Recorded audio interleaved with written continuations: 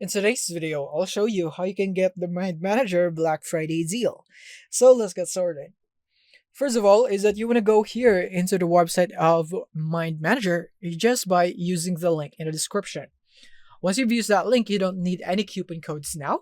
You will now get the discount automatically. So here we have the Black Friday deal. So save 25% off, as you can see here on their banner at the top. You can click here and see offers, and then you'd now be able to see the plans. You can go for essential, professional, or enterprise, depending on what you want. Let's say that you want to go for professional. You can click here on buy now. And then you would now be able to go here into the checkout page, wherein you can see that it has now been deducted by 25% off already on the price. And then you also have some other add-ons right here. You could also add it to cart. You could include it. You could choose the operating system for your WinZip. And then once you're all set up with that, you can now go here into the right side, provide your payment information, and click on next.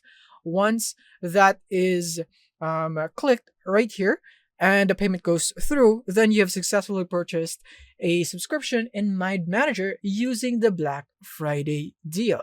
You could also go for other plans if you wish. So that's it. Thank you for watching and see you in the next one.